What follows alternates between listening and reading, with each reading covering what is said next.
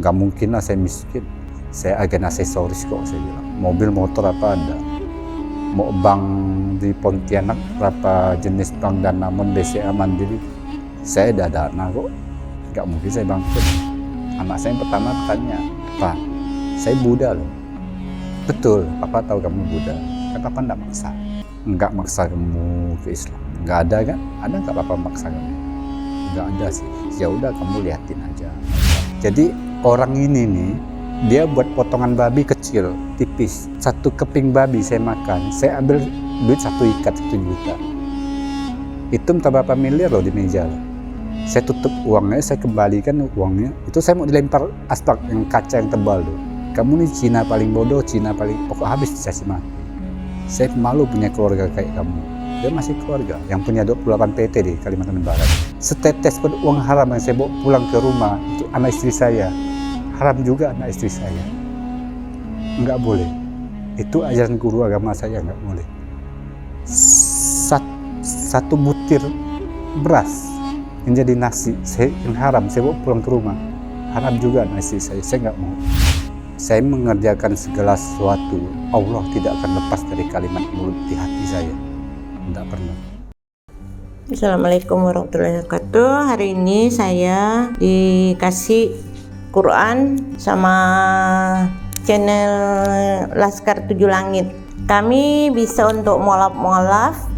Sekarang kita punya mualaf tuh yang nenek-nenek tuh kan tidak nampak yang terlalu kecil seperti ini. Yang bisa ya, kalau ini mantap juga yang besar nih. Ini tulisannya besar-besar, bisa lihat. Jadi saya sangat perlukan Quran yang besar seperti ini. Kalau Quran yang terlalu kecil itu tidak bisa melihat. Apalagi kalau tidak ada arti, lebih susah kan juga. Kalau ini sama artinya. Ya semoga ada orang baik, donatur yang baik bisa membantu untuk Quran ini. Dapat Iqra juga dari Laskar 7 Langit. Ini Iqra tuh sangat kami membutuhkan, bagus sekali Iqra-nya, putih. Biasa saya beli, tapi layar yang ini hitam. Kalau ini putih, ini sangat bagus untuk anak-anak yang baru masuk Islam. Ya, terima kasih donaturnya. Semoga sehat selalu, rezekinya bertambah. Kalau kita sumbangkan rezeki sedikit bertambah 2 kali lipat. Semoga yang menyumbang Iqra ini diberi kesehatan, utama sehat lah ya. Dan semoga bisa pergi umroh, pergi haji, naik surga. Banyak terima kasih, alhamdulillah. Innallazina kafaru sawaun alaihim a'anjaltahum am lam tunjilhum la yu'minun.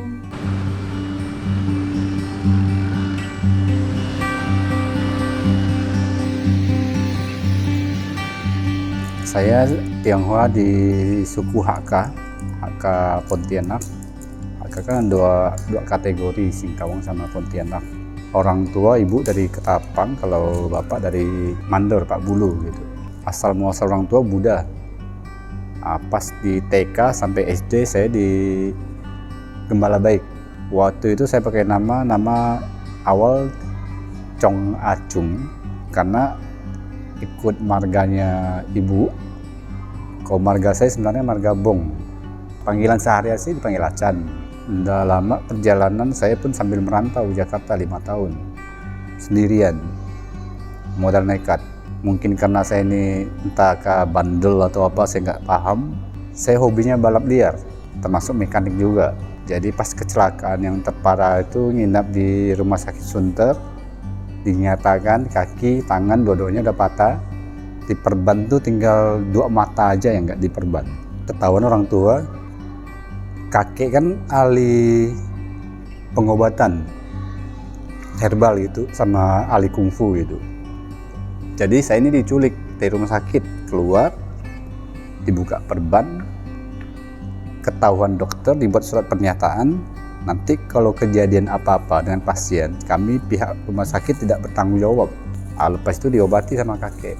Jadi kaki, tangan 2 utuh, bagus, normal. Yang kaki kanan ini termasuk normal, yang hampir patah itu sebenarnya yang kiri.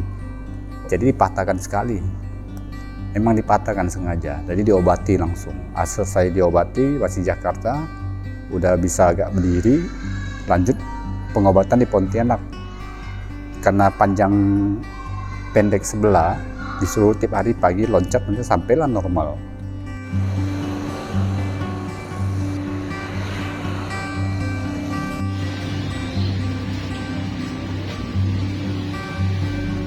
Di saat saya mempelajari Islam dapat mimpi, saya sales aksesoris handphone, grosir saya sekalbar sampai Kalteng. Kadang udah mulai naik rezeki saya tuh kan. Ada satu malam tuh dapat mimpi ketemu para wali. Sebelum saya mimpi ketemu para wali, saya udah pernah mimpi ketemu Dewi Kwan Im. Tangan saya digandeng Dewi Kwan Im, ketemu Buddha. Cuman ditunjukkan, nah ini Buddha, dia bilang. Saya lihat aja gitu. Oh iyalah, saya bilang. Selang ada beberapa bulan saya mimpi para wali berjalan di satu kayak mau hutan, bukan hutan, kayak gurun gitu, ada pasir. Cuman pohonnya tuh rapi. Ada satu musola dari kayu. Di dalamnya tuh pas saya lewat itu sebagian lagi sholat. Di samping musola itu ada kursi panjang dari kayu. Pas saya tungguin salah satu selesai sholat, saya minta izin, Pak, saya numpang istirahat, dari capek. Boleh, silahkan duduk aja, dia bilang. Kamu suka gak dengan Islam? Ya saya suka, saya bilang. Siap gak kamu masuk Islam? Tapi saya mau pelajari dulu, saya bilang. Ya udah, kamu pelajari dulu, dia bilang. Ini buat kamu simpan baik-baik. Dikasih koin 7 Yasin. Saya bilang, ini buat apa, Pak? Simpan aja, nanti kamu akan tahu.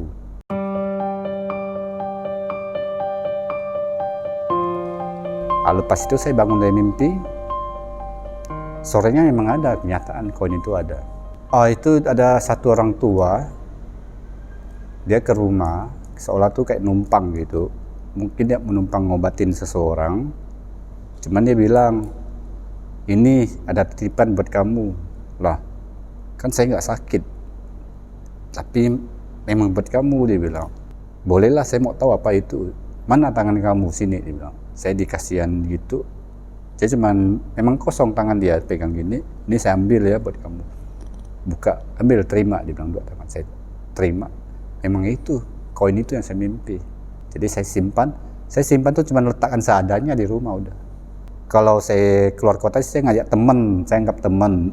Cuman teman saya di mobil aja udah. Teman saya mungkin ada yang muslim, saya ngajak, mereka nggak ada buat. Kebetulan waktu itu yang Chinese saya bawa ngajak. Bro, ngapain? Nganggur bro, ada kerjaan, ayo ikut saya. Kamu taunya duduk di mobil, ikut saya, udah pas saya turun nyales, kamu jagain mobil aja udah. Cuman gitu aja kerja saya. Iya, kamu tenang aja, saya bayar kok. Jadi singgah, setiap saya keluar kota singgah tuh antara dua. Nasi yang saya makan itu capcay sama nasi ayam yang berunsur babi juga. Mau sampai pemangkat kah, bodok kah, sosok kah, tetap itu yang kami cari. Pas kebetulan sampai di Ngabang, pesan lah. Nah, ada di dekat terminal itu kan ada satu warung itu khusus banyak babi, serba babi itu. Pesan makan, pas teman saya makan 1 sendok masuk, itu perut kayaknya tuh kayak diobok-obok, kayak putar gitu. Saya lari ke WC, langsung muntah, semuanya keluar. Saya keluar lagi, saya liatin, kayaknya nggak cocok saya makan kayak gini nih. Baru 1 sendok masuk, kok muntah. Ya udah, kamu lanjut makan, saya nanti aja saya minum. Selesai itu kami lanjut sosok mau naik ke bodok lagi. Sampai bodok saya pesan lagi model nasi capcay itu yang ada babinya kan. Masuk lagi 1 sendok, kayak tadi lagi kejadiannya, muntah. Jadi saya bingung, udahlah, kamu pegang badan saya panas enggak, normal ya. Gini aja lah, kita pulang Pontianak, nggak usah nyales lagi, istirahat dulu, badan saya nggak beres. Turunlah kami dari bodok ke arah Sosok, kurang lebih 1 jam. Nggak lama saya terpandang rumah makan Padang Dua Putri. Gini aja bro, ini terakhir saya makan, saya masuk makan ini, kita lanjut nyales. Oke lah, situ saya pesan 1 porsi, makan habis. Dari situ lah saya mulai pelan-pelan pelajari. Udah keliling lah, barang udah habis, saya turun Pontianak, sampai di rumah tengah malam, tidur, mimpinya lanjut ketemu para wali. Cuman nggak seramai itu, cuman 1 orang aja. Jadi gimana hasil penilaian kamu soal Islam? Dia bilang, kamu siap masuk Islam? Boleh, saya bilang. Kamu pikir dulu, siap nggak? Saya siap. Ditanya lagi, kamu siap miskin nggak? Nggak mungkin lah saya miskin. Saya agen aksesoris kok, saya bilang. Mobil, motor apa ada. Mau bank di Pontianak, berapa jenis bank Danamon, BCA, Mandiri, saya ada dana kok. Nggak mungkin saya bangkrut. Sebab seorang mualaf itu dinolkan lagi. Saya siap. Yakin kamu siap? Perjanjian dulu, salaman. Oke, saya siap. Mulai sekarang kamu pelajari Islamnya. Oke, siap. Entah lama saya salaman, belum 1 minggu mimpi itu, setengah hari langsung tumbang usaha saya. Anggaplah sampai setengah hari, asli bangkrut. Segala mobil apa semua habis. Itu saya termenung kan, mikir, kok kayak gini ya? Padahal saya baru pelajari nih, belum menyatakan saya ini mualaf, belum. Aneh, saya bilang. Ya udahlah, jalani aja seterusnya. Lihat sampai di mana. Sebab saya ini tipe orang yang suka tantangan. Saya mau cari tahu apa sih sebenarnya ada di Islam. Saya pelajari. Jadi saya pelajari Islam itu selama 8 tahun. Sering banyak teman-teman dari pegawai negeri datang. Bang, kalau mau mualaf kasih tahu saya ya. Pokok semua saya lengkapkan. Ingat, dibilang. Oke bang, saya belum waktunya bang. Nanti saya mau mualaf, saya kasih kabar. Waktu saya menyatakan saya mau pelajari Islam, waktu saya pulang, saya ketemu istri, saya pesan memang, tolong pisahkan piring, sendok, gelas saya untuk saya pribadi. Lah kok begitu bang? Kira kan suami istri. Bukan begitu, saya mau pelajari Islam. Memang begitu kah Islam? Saya memang begitu, saya bilang. Oh iyalah, dia bilang. Kami jalanilah. Istri pun sesuai omongan saya, dia pisahkan piring, sendok saya gitu. Tapi dengan sendirinya, istri semenjak dapat mimpi, belajar juga. Jadi piring kami berdua dipisahkan memang, untuk kami berdua. Anak-anak kami tidak berani maksa, tidak berani. Pas dekat mau Imlek, tetangga kan orang Chinese juga, dia selalu kalau setiap mau Imlek itu kasih, misal ada sayur-sayur lah, misal babi kecap, apa segala. Dikasih ke istri liatin saya. Itu namanya rezeki, terimalah saya bilang. Walaupun itu babi. Kita cuma berdua aja yang pelajari Islam. Anak-anak kan enggak, saya bilang. Disimpan di meja. Kami tutup pakai tulung saji. Memang udah ada 6 waktu itu anak saya, termasuk Sukma yang masih kecil kan. Itu Sukma masih kecil loh. Nggak lama, anak-anak lari keluar, Pak minta duit Pak. Ngapain? Makan Indomie lah. Bentar ya, saya bilang. Saya tanya istri. Anak-anak nggak tahu kasih duit ada sayur. Ada bang, diliatin. Tapi anak nggak mau makan. Oh iyalah, belikan mie, kasih mereka makan. Jadi gimana sayurnya? Ya udah kasih yang tetangga belakang rumah aja. Nggak enak juga kalau rezeki kita buang-buang kayak gitu. Kan sebab tetangga belum tahu bahwa kita nih pelajari Islam. Ya udah kasih orang yang sebelah belakang rumah yang loya itu kan diterimanya. Dengan pelan-pelan. Jadi tetangga udah mulai tahu. Kamu nggak makan babi lagi gak, Chan? Iya nggak lagi. Mak, saya bilang, saya panggilan mak kan karena udah tua. Maaf dia, saya bilang. Nggak apa, dia bilang. Pernah dia nitip saya beli babi hutan, tapi saya masih beli kan.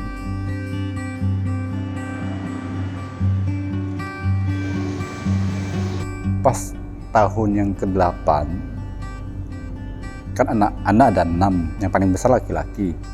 Jadi datang satu angkat saya, namanya Jainal, kami panggilnya Bang Jainal.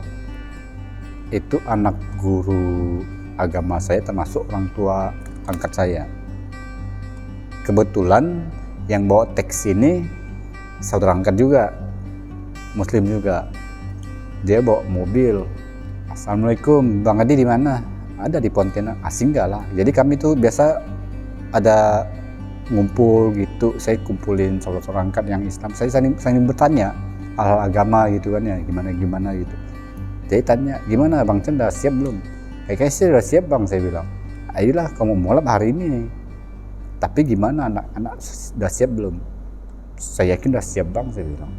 Waktu itu memang kami ke arah Mujahidin. Anak-anaknya masuk mobil. Arahlah ke Mujahidin. Anak saya yang pertama bertanya, Pak, saya Buddha loh. Betul, Papa tahu kamu Buddha.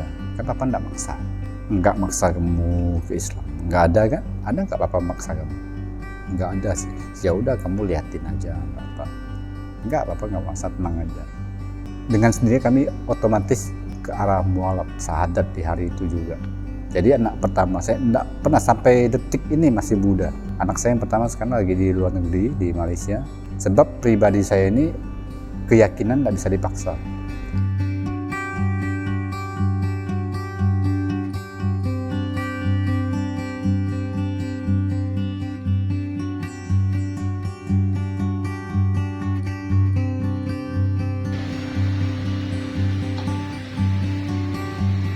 Kalau nomor 2 perempuan, masuk Islam, mualaf. 3, 4 itu laki-laki, mualaf juga di hari itu. 5 sama 6 mualaf juga. Inna a'tainakal kautsar fasholli li rabbika wanhar inna syani'aka huwal abtar.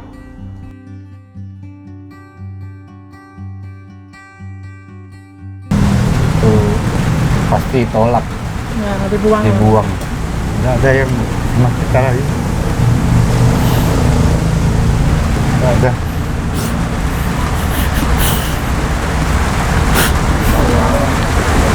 Jadi bagi saya mereka tetap adik-adik saya. Dia buang saya wajar lah. Mungkin hak dia punya hak kan, hak mereka. Tapi kalau ada masalah mungkin saya turun gitu.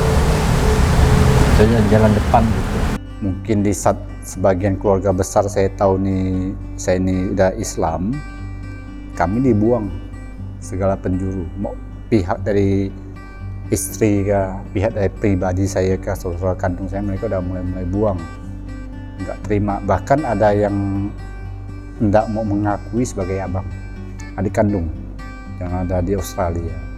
Cuman kalimat saya cuma satu, kalau kamu tidak mau menganggap saya sebagai abang, itu hak kamu.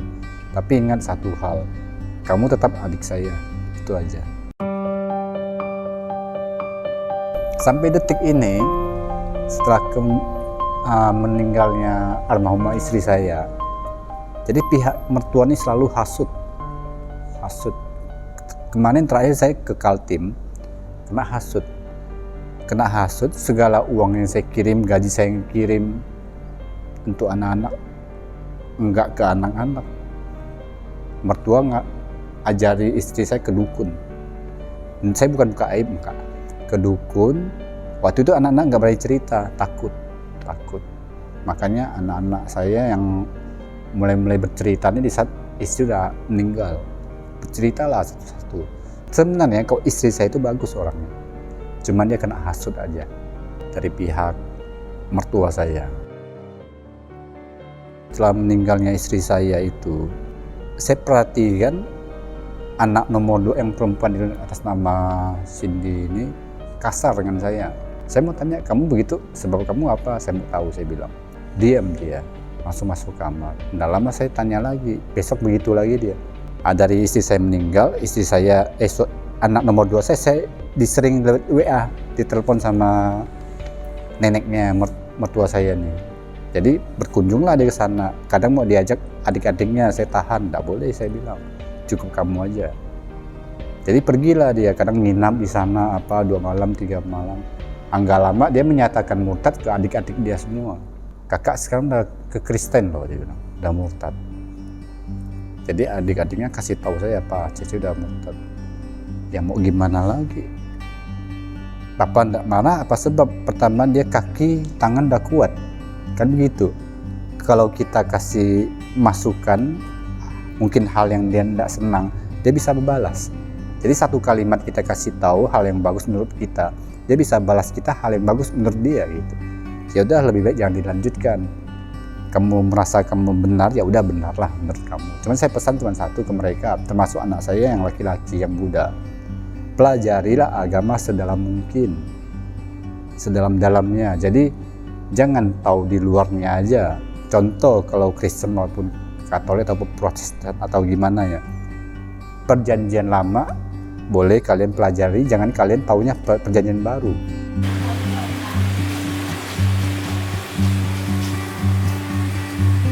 Yêu hết đi mà. Yêu hết đi hả? Tôi lọ hả? Ngayon. Hah? Hmm? Nungkau dan kamu Ito nga sa photo, bisa sa photo. Oh, lihat ini mah, osui ha. Ini ndak bisa nangkap deh. Satu ibu orang tua ke rumah pengajian di rumah, ngajarin anak-anak. Kadang istri saya ikut pengajian di rumahan. Ndak lama bertemulah dengan Bu Yuli pas beli pisang Cavendish. Ditanyain, kamu Islam kah kok? Ya saya mualaf. Kami di PT apa itu Bu? Persaudaraan Islam Tionghoa Indonesia. Jadi saya kesini ya, gabung ya, boleh. Di situ mulai istri gabung ikut pengajian PT. Yang di Jeruju itu kita udah senang kayak itu, termasuk anak-anak saya. Sampai detik ini anak saya yang kecil itu ikut pengajian di masjid terdekat.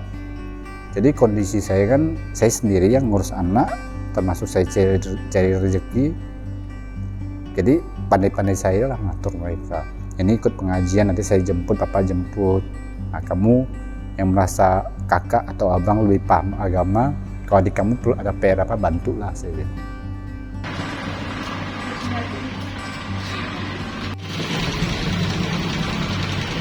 Saya kan mekanik motor. Kadang mobil saya perbaiki juga. Kelebihan di pribadi saya itu otodidak. Apapun yang manusia bongkar, kalau saya lihat sekali, mungkin saya paham. Pesawat aja belum pernah saya bongkar. Mau alat berat apa udah pernah saya bongkar. Cuman keahlian saya fokus ke motor. Jadi sambilan sekarang nih, berhubung saya keadaan begini, ini memang asli entah nol yang keberapa kali saya nggak tahu. Yang kalau ikut secara yang saya dapat mimpi, saya di nol kan. Ini entah nol yang keberapa kali dah. Semua tabungan habis juga. Jadi ini nol, mungkin anggaplah nol yang terakhir. Saya mulai sekarang saya jualan dimsum. Jadi sebagian lapak halaman rumah saya sewakan. Rumah makan Padang sama pempek. Ini mungkin mau masuk sate lagi. Jadi saya ambil ke minuman. Mereka boleh jualan tapi saya ambil minuman. Jadi dimsum itu tetap saya jalani gitu.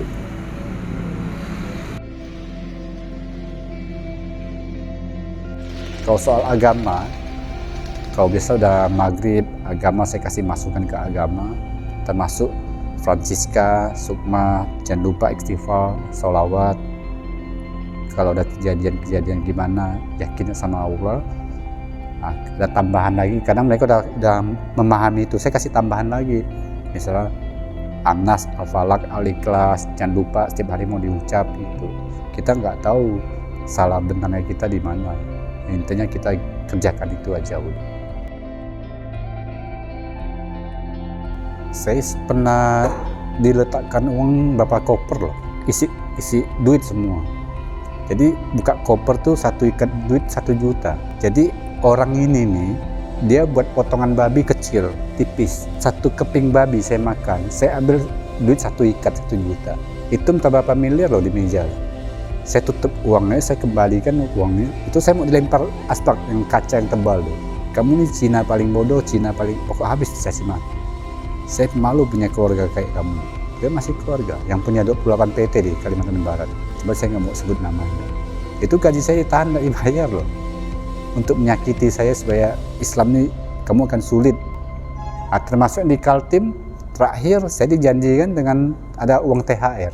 Itu di Kaltim saya status yang driver, pengawas. Cuman saya ada tambahan loh dikasih bos, nangkap orang. Itu nangkap 1 orang bukan di satu lokasi macam di Kalimantan Timur, pedalaman daerah Melak, logging. Itu ada batu bara juga bos, ada nikel juga di Sulawesi.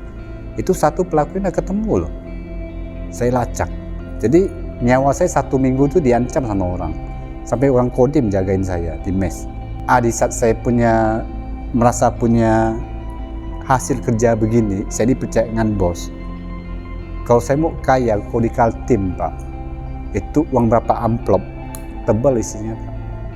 Saya tidak perlu gaji bos, sekian juta saya makan duit amplopnya udah kenyang. Ngapain saya mau pakai uang gaji bos? Tapi tidak saya kerjakan. Sebab pikiran saya begini, setetes pun uang haram yang saya bawa pulang ke rumah untuk anak istri saya, haram juga anak istri saya. Nggak boleh. Itu ajaran guru agama saya, nggak boleh. Satu butir beras yang jadi nasi yang haram, saya bawa pulang ke rumah. Haram juga anak istri saya nggak mau. Cukuplah, saya yang tahu. Nggak ada, saya kembalikan ke bos. Tapi kok bos nggak ada kirim THR saya, nggak ada. Sampai istri saya meninggal, saya kirimkan resep obat untuk tebus uang, nggak ada duit. Sampai saya jual kompresor saya, ya udah. Tapi gitulah nikmatnya hidup. Jadi nggak ada, awalnya memang kesal, tapi saya pikir balik, kamu manusia gitu kan. Saya nyakiti dia, nanti sakit di hati saya juga, terluka juga saya. Masa bos kita yang sempat bantu kita minjam duit tidak pernah bertanya, langsung kasihan duit. Sekarang gara-gara THR kita mau nyumpah dia, enggak. Kalau saya tipe pendendam, Pak, pelaku yang di belakang rumah saya udah selesai, enggak mau saya. Saya dulu mantan penjahat di mana, nggak ada yang tahu. Mereka cuma tahu dikit aja. Saya masuk Islam karena saya mulai belajar tobat saya. Dulu saya nggak ada yang sanggup. Kalau saya nggak senangan si A si B, nggak perlu saya turun tangan, Pak. Selesai mereka. Cuma saya nggak mau. Saya udah tobat, nggak mau lagi. Nah, ini di saat saya sendiri ngurus anak, jangan anak saya sehelai rambut pun lepas dari badannya. Tolonglah. Kalau bapaknya macam saya mau kalian tampar, silakan. Itu prinsip saya.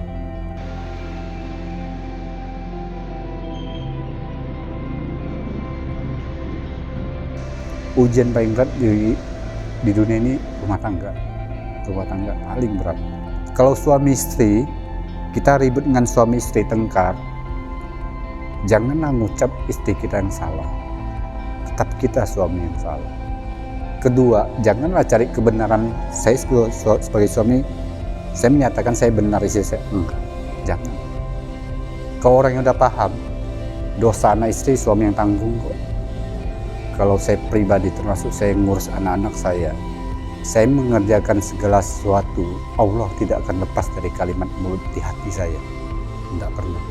Ke yang sesama mualaf, janganlah mualaf cuma sekedar KTP. Pelajari betul-betul. Sebab di Al-Quran itu semua sudah ada lengkap.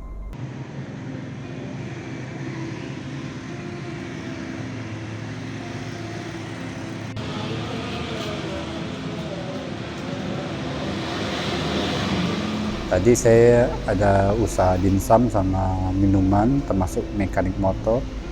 Ini kebetulan saya ada tambahan usaha untuk tongkat ali celup untuk kesehatan pria dan wanita. Nah, tinggal saya proses finishing. Kalau bisa ada yang mau bantu saya untuk gimana proses izin atau gimana patenkannya, saya mau benar. Sebab ada saya bawa barangnya. Iya, ini saya proses produksi sendiri. Nah, ini kan belum finishing, ini tinggal dicelup. Ini lagi saya pesan, udah saya dapat logonya. Ini khasiatnya kalau untuk wanita keputihan. Kalau untuk anak-anak panas dalam bagus. Kalau untuk yang darah tinggi bagus juga, kencing manis bagus juga. Sama untuk pria untuk kejantanan itu bagus juga.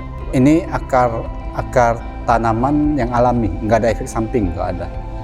Cuman satu aja saya pesan, kalau kita ada sakit jangan konsumsi. Boleh minum, cuman di saat saya makan baru minum, sebab ini pahit. Kalau ini kita buat kopi, tambah ini satu saset, kita masukkan seduh sama kopi, jadilah kopi tongkat ali. Nanti kalau finishingnya mungkin ada logo atau capnya, nanti saya mungkin kasihkan lagi fotonya. Ini masih dalam keadaan begini. Alhamdulillah ada yang pesan, memang ada, cuman belum sampai ke luar negeri. Kalau tahun-tahun lalu mungkin sampai ke luar negeri, cuman link saya udah hilang. Sampai RDC sama Hong Kong yang kemarin pesan, sekarang udah hilang. Iya, kalau ilmu pengobatan sebagian saya tahu dari kakek, dan sebagian ada dari saudara angkat saya, yang bapak angkat saya, saudara anak-anaknya itu. Saya kadang kami sharing, ini buat apa, contoh ini luka gimana atau sakit gimana, ini pakai apa. Jadi intinya begini, obat Chinese sama Bugis tidak jauh beda, sama-sama herbal. Itu sebab ada sejarahnya. Nama saya Francisca. Samping saya ada adik saya yang namanya Sukma. Saat ini kelas 3 SD dan kesehariannya sekarang mengaji dan papa yang mendaftarkannya di TPA. Dulu tuh tak tahu agama Islam tuh kayak gimana gitu. Biasa cuma lihat orang pakai kerudungnya gitu sama sholat. Amma yatasaalun